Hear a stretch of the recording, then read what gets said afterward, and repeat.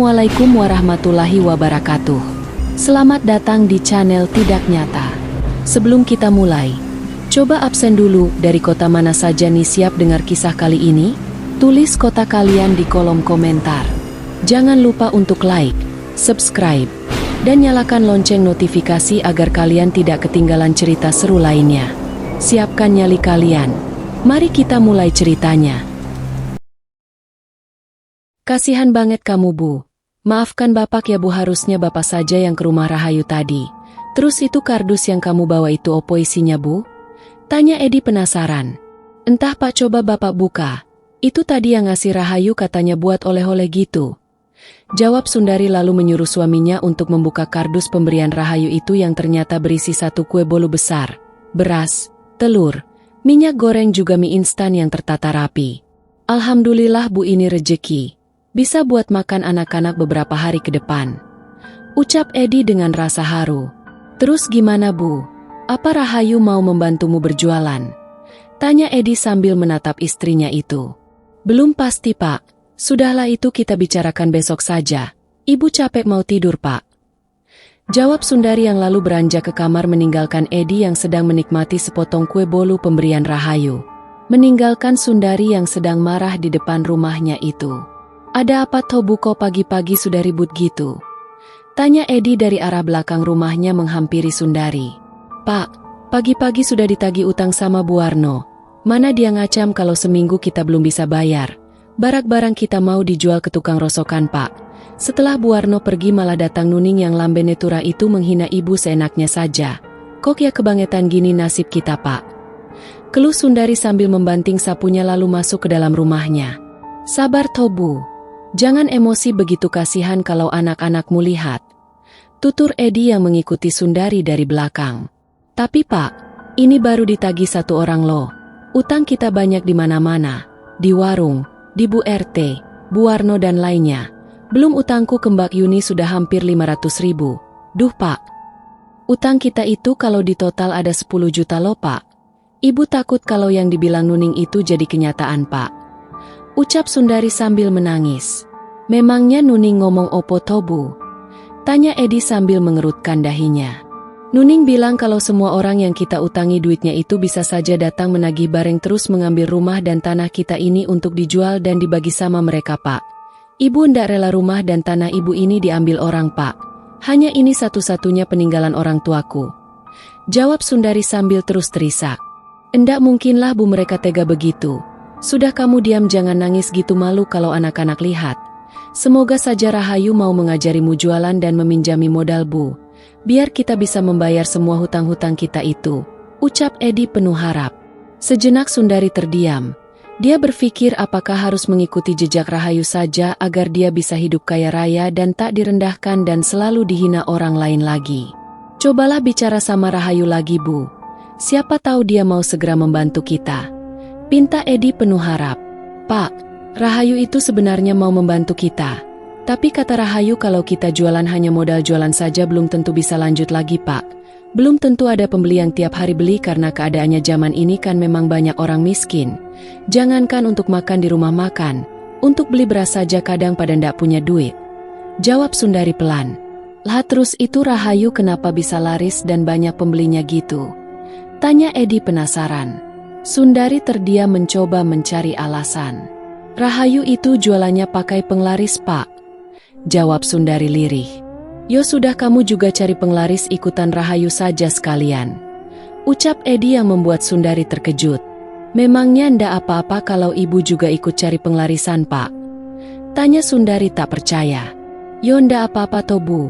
Kan memang sudah jama kalau pedagang itu pakai penglaris. Minta doa-doa dari orang pinter, paranormal, kiai, juga dukun, Bu. Jawab Edi enteng. Sundari terdiam membatin. Andai saja Edi tahu penglaris yang dia maksud itu adalah pesugihan bukan hanya penglaris doa-doa dari paranormal, pasti Edi tidak akan mengizinkannya mencari penglaris. Sudah ndak apa-apa, Bu, ikuti saja apa yang Rahayu lakukan asalkan Rahayu mau meminjami modalnya dulu. Kan enak nanti kalau kita sudah usaha terus usaha kita serama usahanya pasti kita tidak akan menyesal mengikuti jalannya, Bu. Tutur Edi dengan santai karena tak mengerti jika Rahayu itu punya pesugihan. Sundari pun sebenarnya setuju dengan cara pikir suaminya itu. Jika dia sudah kaya raya seperti Rahayu, pasti dia tidak akan menyesal mengikuti langkah Rahayu mencari pesugihan. Iya Pak, besok ibu ke rumahnya Rahayu lagi untuk bicara sama Rahayu. Semoga dia mau membantu kita. Jawab Sundari sambil tersenyum. Dalam hatinya merasa ada secercah harapan. Setelah kemarin pagi ditagih hutang oleh Bu Warno dan ditakut-takuti oleh Nuning jika rumah dan tanahnya bakalan diambil oleh orang-orang yang duitnya dia pinjam, membuat Sundari bertekad untuk mengikuti jejak Rahayu mencari pesugihan. Apalagi Edi suaminya tak keberatan jika dia mencari penglaris. Sundari akan sedikit berbohong pada suaminya saat nanti pergi ke tempat pesugihan, dia akan beralasan mencari penglarisan saja. Hanya itu jalan satu-satunya dia bisa terbebas dari kemiskinan dan segala hutang-hutangnya. Pak, sore ini ibu mau ke rumah Rahayu lagi. Kamu nanti jagain anak-anak yo Pak, ucap Sundari pada suaminya. Iyo Bu, tapi bawa jaket yo. Atau kalau kemalaman sudah ibu nginep saja di rumah Rahayu, jawab Edi dengan santai. Sejak siang Sundari sudah menyiapkan makanan untuk anak-anaknya sebelum ditinggal ke rumah Rahayu. Seperti hari kemarin Sundari pun berangkat dari rumah jam 3 sore. Dia berjalan sambil sesekali menengok kanan kiri takut jika tiba-tiba dia berpapasan dengan Nuning, orang yang selalu menghinanya itu. Benar saja saat Sundari melewati perempatan jalan, dia bertemu dengan Nuning dan beberapa ibu-ibu tetangganya yang sedang ngobrol di pinggir jalan. Sundari, jam segini sudah rapi, mau kemana nih? Tanya Nuning penuh selidik. Maaf ibu-ibu, saya permisi dulu, mau ke rumah teman, ucap Sundari sambil berlalu. Teman yang mana RI? Jangan-jangan teman lelaki yo? Jangan-jangan karena kamu terlilit hutang, terus jadi perempuan malam di kota ya? Tanya Nuning sambil tertawa mengejek. Sundari berhenti berjalan mendengar perkataan Nuning kali itu yang menurutnya sangat keterlaluan. Darah Sundari seperti mendidih. Dia pun menoleh ke arah Nuning lalu menghampirinya dan melotot ke arah Nuning. Ning, aku ndak pernah mengganggumu ya. Aku ndak pernah mencampuri urusanmu. Tapi kenapa mulutmu itu jahat banget? Apa yang membuatmu membenciku Tanya Sundari dengan mata melotot pada Nuning. Sundari, kenapa kamu marah kalau memang kenyataannya begitu? Sudah 2 kali ini loh aku lihat kamu pergi sore-sore dan entah pulangmu jam berapa. Mana pergimu ke arah kota lagi? Mau kemana coba? Kan kamu ndak punya saudara di kota. Ngapain coba malam-malam di kota kalau ndak jual diri ndak ibu-ibu? Jawab Nuning dengan disambut gerai tawa dari ibu-ibu lainnya. Asal kamu tahu ya Ning, aku ke kota itu ke rumah Rahayu, teman kita waktu kecil dulu, bukan mau jual diri seperti yang kamu duga, ucap Sundari penuh emosi. Rahayu? Ya panteslah kalau kamu mau ketemu Rahayu. Kali aja mau nangis bareng, atau mau jual diri bareng Rahayu. Kan setahuku Rahayu itu sama sepertimu hidupnya ya. Yo wes, monggo silahkan kalau kamu mau pergi, ucap Nuning dengan nada mengejek. Sundari pun pergi tanpa pamit ataupun permisi pada gerombolan ibu-ibu itu dengan hati yang dongkol serta emosi. Nuning memang keterlaluan banget, bisa-bisanya dia menuduhku pergi ke kota mau jual diri. Lihat saja Ning, kalau nanti aku sudah sekaya Rahayu akan kuinjek mulutmu yang sadis itu, gerutu Sundari sambil terus berjalan. Saat Sundari sampai di rumah Rahayu, hari sudah hampir gelap. Sundari mengetuk gerbang pagar besi rumah Rahayu hingga Rahayu pun keluar dan menyambut Sundari dengan senyuman yang ramah. Sundari, kamu naik ojek kan ke sini? Tanya Rahayu sambil membukakan pagar rumahnya untuk Sundari. Iya Yu. Tadi turun dari angkutan umum langsung naik ojek ke sini. Ya sudah, masuk yuk, kita makan dulu. Tadi aku masak sop buntut lo RI. Kamu pasti belum makan kan? Sundari hanya tersenyum malu pada Rahayu yang mengandengnya masuk ke rumahnya yang mewah itu lalu mengajaknya makan. Yang kenyang makannya RI. Enda usah sungkan, jangan mikirin anak-anakmu di rumah. Itu sayur sopnya masih banyak di dapur, kalau kamu mau nanti bisa bawa pulang untuk suami dan anak-anakmu loh. Enda usahlah Yu, makanan yang kamu bawain kemarin itu saja masih ada kok, jawab Sundari malu-malu. Anakmu kemana Yu, kok enda ikut makan? Tanya Sundari penasaran. Anakku lagi pergi ke rumah temannya RI, katanya pulangnya rada telat. Jadi aku di rumah sendiri ini. Oh iyo Ri, gimana keputusanmu tentang yang kemarin itu? Tanya Rahayu sambil menatap Sundari. Aku mau seperti kamu Yu. Jawab Sundari pelan. Kamu sudah yakin Ri? Iya Yu. Aku sudah yakin seyakin-yakinnya. Jawab Sundari dengan tegas. Apa suamimu tahu Ri? Suamiku ndak tahu Yu. Tapi dia tahu kalau seandainya aku mau usaha sepertimu aku harus cari penglarisan dulu. Dan dia membolehkan aku cari penglarisan lo. Jawab Sundari sambil tersenyum. Kamu ndak bilang kalau kamu mau cari pesugihan Ri? Endak Yu. Mas Edi itu orangnya nurut Yu. Nanti saja kalau aku sudah mulai usaha tak kasih tahu dia. Jawab Sundari dengan santai. Tapi nanti prosesnya lama lo Ri. Tempatnya rada jauh dan kamu harus meninggalkan keluargamu bisa seminggu bisa 10 hari malah Ri. Apa suamimu ndak apa-apa? Tanya Rahayu merasa cemas. Masa sih bisa selama itu Yu? Terus anak-anakku nanti makan apa kalau aku tinggal selama itu Yu? Tanya Sundari kebingungan. Ngei. Masalah itu gampang. Nanti sebelum kamu pergi tak kirimi sembako komplit buat keluargamu biar tahan sebulan sekalian. Yang penting niatmu itu harus kuat ndak goyah lagi Ri. Ucap Rahayu yang membuat lega hati Sundari. Terima kasih ya Yu. Kamu baik banget. Nanti kalau aku sudah bisa sepertimu akan aku kembalikan semua bantuanmu Yu. Ucap Sundari dengan yakin. Kamu ini seperti sama siapa saja Ri. Aku kan tulus membantumu. Tapi kamu sudah benar-benar yakin mau cari pesugihan kan Ri? Tanya Rahayu sekali lagi. Yu, aku sudah yakin. Tekadku sudah kuat ingin jadi orang kaya Yu. Aku lelah, capek dihina terus. Belum lagi utang-utangku di mana-mana tiap hari ada saja yang datang menagih ke rumah Yu. Sudah putus asa aku. Jawab Sundari meyakinkan Rahayu. Gini saja Ri, ini kan hari Selasa jadi kita pergi ke tempat itu pas malam Jumat besok saja ya.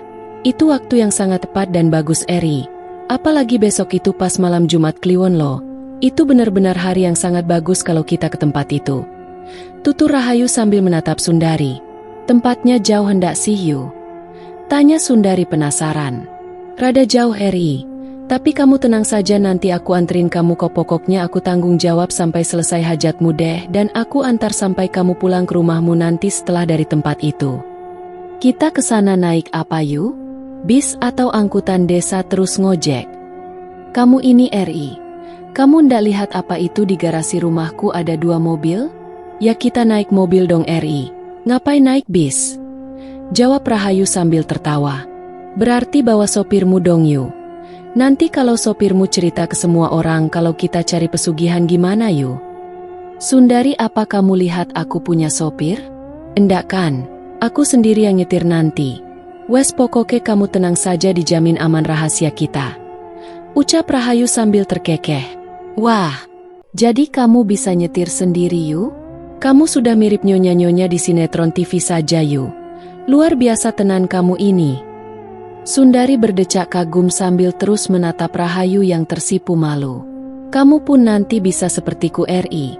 Bahkan justru kamu bisa melebihiku jika tekadmu benar-benar teguh. Aku benar-benar bertekad Yu. Apalagi setelah melihatmu seperti ini. Tekadku semakin kuat dan jujur aku sudah tidak sabar untuk pergi ke tempat itu Yu. Sabar, kita kesana hari Kamis saja. Ini kan baru Selasa. Kalau kita kesana hari Kamis pas sampai sana malam Jumat Kliwon Yu. Nanti segala pirantinya aku yang nyiapin. Kamu bilang juga sama suamimu kalau kamu pergi lama bisa seminggu lebih. Tutur Rahayu sambil tersenyum. Rahayu, besok boleh yo aku minjam duitmu 300.000 saja. Soalnya Bu Warno yang suaminya mantan kades itu loh Yu. Dia ngancam kalau dalam seminggu aku ndak bayar hutang bakalan dia jual barang-barangku di rumah ke tukang rosok lo Yu. Pinta Sundari dengan memelas. Warga desamu itu memang sialan semua kok Ri. Dari dulu mereka itu mulut jahat semua. Aku masih ingat kondisi ibuku dulu Ri. Sama seperti kamu sekarang. Bahkan malah sampai rumah dan tanahku diambil paksa sama rentenir yang membuatku dan ibuku jadi gembel. Tapi tak seorang pun di desa itu yang peduli pada kami, justru mereka malah menghina kami. Kenang Rahayu penuh dendam pada masa lalunya. Sudah kamu tenang saja Ri. Besok sebelum kamu pergi bayar dulu hutangmu pada Bu Warno itu. Dan masalah makan anakmu besok tak kirimi sembako yang cukup untuk sebulan biar suamimu ndak bingung ngasih makan anak-anakmu. Rahayu, terima kasih banyak yo atas pertolonganmu. Aku janji nanti kalau aku sudah sekaya kamu semua tak balikin kok, aku janji bahkan kalau perlu nanti tak catet semuanya. Ucap Sundari penuh haru. Ya wes, sekarang kamu mau pulang atau mau nginep di sini? Kalau mau pulang biar diantar Kang Sutris yang ngantar kamu kemarin itu. Tanya Rahayu. Aku pulang saja yu, tapi nanti aku pas hari Kamis kesininya jam berapa yu dan bawa apa saja? Jawab Sundari yang balik bertanya. Kamu kesini siang saja jam 11, tapi pastikan suamimu tahu kamu perginya lama ya. Soal bawaan kamu ndak usah bawa apa-apa, nanti semua aku yang siapin di sini. Kamu tunggu sebentar ya, tak bungkusin sop buntut yang di dapur, nanti sampai rumah bisa kamu panasin buat makan keluargamu. Rahayu pergi ke dapur meninggalkan Sundari sendiri di ruang makan. Dia memasukkan sisa sop buntut di panci ke dalam toples kedap udara karena dia takut kalau ditaruh rantang ataupun cuma dibungkus plastik pasti akan tumpah di jalan, mengingat medan jalan ke desa Sundari itu sangat terjal. Rahayu pun kemudian masuk ke kamarnya untuk mengambil duit dan diberikan pada Sundari. Sundari, ini sop buntutnya, nanti hati-hati bawanya ya, takut jatuh dan tumpah ndak jadi dimakan anak-anakmu. Soalnya aku masih ingat jalan ke desamu itu naik turun dan jalannya hancur toh. Makanya itu aku taruh di toples biar aman ndak kecer atau tumpah. Terus ini ada duit 500.000. Besok kamu bayar hutangmu ke Bu Warno. Dan sisanya buat pegangan suamimu kalau kamu tinggal pergi RI. Kasihan kalau ada apa-apa nanti. Ucap Rahayu sambil menyerahkan makanan itu dan duit 500.000 pada Sundari. Terima kasih ya yu. Pokoknya catat saja ini sebagai hutangku yo, nanti aku akan kembalikan. Balas Sundari sambil mengenggam tangan Rahayu. Yo wes, ayo kita ke rumah Kang Sutris biar kamu diantar naik motor lagi. Ajak Rahayu sambil mengandeng tangan Sundari, teman kecilnya yang dulu sering menolongnya waktu dia masih kecil, sering dikerjai teman-temannya itu. Sundari pun pulang diantar tetangganya Rahayu itu naik motor lagi. Namun malam ini dia tidak akan kedinginan lagi karena dia sudah memakai jaket tebal lusuh yang dia bawa dari rumah. Pagi hari Sundari memanasi sop buntut pemberian Rahayu semalam sambil memasak nasi di pawon atau dapur dengan bahan bakar kayu itu. Aroma sop buntut itu sungguh nikmat tercium oleh Anggi yang sudah siap-siap mau berangkat sekolah. Ibu masak opo buko, baunya enak banget. Tanya Anggi pada ibunya yang sedang sibuk di dapur. Ini ibu panasin sop buntut pemberian Bude Rahayu semalam enduk. Ini nasinya juga sudah mateng, kamu sarapan yo. Jawab Sundari sambil mengambil piring dan sendok untuk Anggi. Wah, ini enak banget Bu. Bude Rahayu itu pasti orang kaya dan baik hati yo Bu. Mosok makanan daging sapi senak ini dikasih ke ibu. Kalau Bude Yuni sayur oblok-oblok yang sudah dipanasin berhari-hari dan dia sudah ndak mau baru dikasih kita yo Bu. Padahal rasanya sudah kecut. Ucap Anggi sambil nyengir. Hus, kamu ndak boleh ngomong gitu sama budemu itu. Biarpun begitu dia itu baik sama kita enduk. Nyatanya dia sering minjamin ibu duit kok. Itu yang kemarin buat bayar buku mukan dari Bude Yuni. Jadi kamu ndak boleh ngomong gitu lagi soal budemu yo. Tutur Sundari pada putrinya itu. Maafkan Anggi Bu. Anggi ndak akan ngulangi lagi kok. Ucap Anggi sambil terus makan dengan lahapnya. Pagi itu Sundari pergi ke rumahnya Bu Warno untuk bayar hutangnya sambil menggendong Bayu, anaknya yang baru 10 bulan itu. Sesampainya di rumah Bu Warno, Sundari pun disambut acuh oleh Bu Warno yang baru selesai mencuci. Maaf ya Bu jika kedatanganku mengganggu pekerjaan Bu Warno. Aku kesini cuma mau bayar hutangku yang 300.000 itu Bu. Ini duitnya, mohon diterima. Ucap Sundari dengan sopan. Alhamdulillah. Akhirnya utangmu kamu bayar juga RI. Oh iyo, RI dapat dari mana duit ini? Opo bener kata orang-orang itu RI? Tanya Bu Warno penasaran. Memangnya orang-orang bilang apa Bu? Tanya balik Sundari sambil mengerutkan dahi. Ibu-ibu sini itu pada cerita kalau kamu sering ke kota malam-malam. Bahkan pernah ada yang lihat kamu pulang diantar lelaki naik motor tengah malam RI. Opo tenan sekarang kamu itu jadi wanita malam di kota? Tanya Bu Warno dengan mata yang lirak-lirik ke arah Sundari. Ya ampun Bu, itu ndak benar. Memang aku sudah 2 kali pergi ke kota. Tapi itu pergi ke rumah Rahayu Bu, teman kecilku dulu yang rumahnya diambil saudara ibu yang jadi rentenir itu. Ibu masih ingat kan? Jawab Sundari sedikit emosi. Dan aku ke rumah Rahayu itu sore karena Rahayu ada di rumah cuma sore dan malam, kalau siang dia kerja Bu. Jujur aku nyari pinjaman duit ini ke Rahayu lo Bu. Dan aku juga nyuruh Rahayu nyariin kerjaan di kota buatku kalau ada.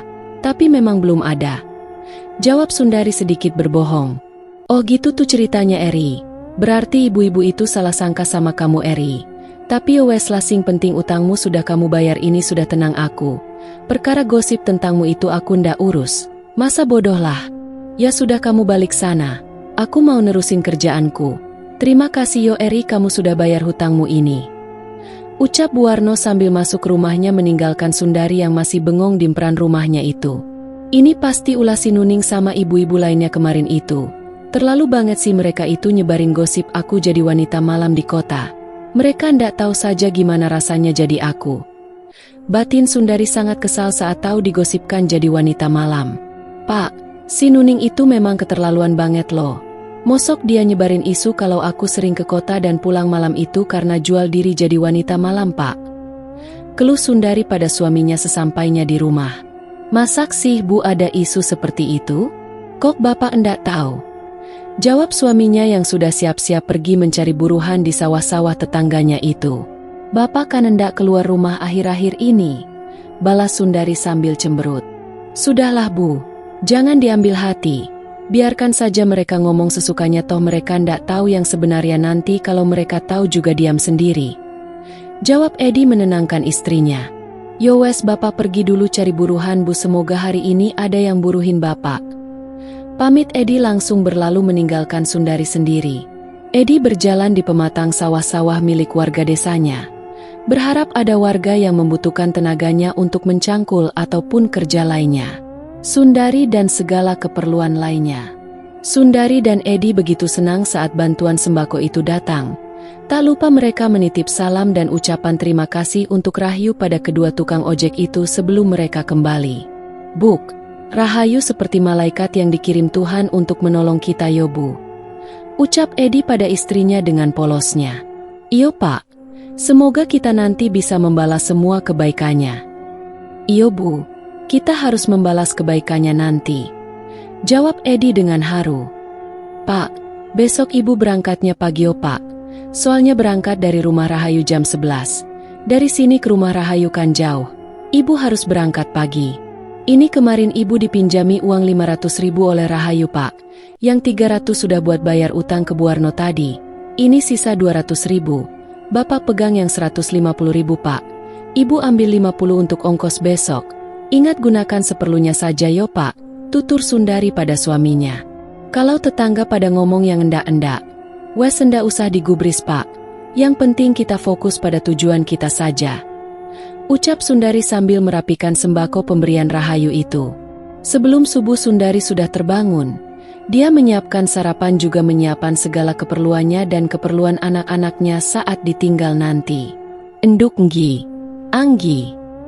Ibu mau pergi jauh, seminggu ke rumah Mbah Demu yang ada di Madiun. Kamu bantuin Bapak jagain adikmu yo enduk kalau pulang sekolah. Tutur Sundari pada putrinya ketika sedang sarapan sebelum berangkat sekolah.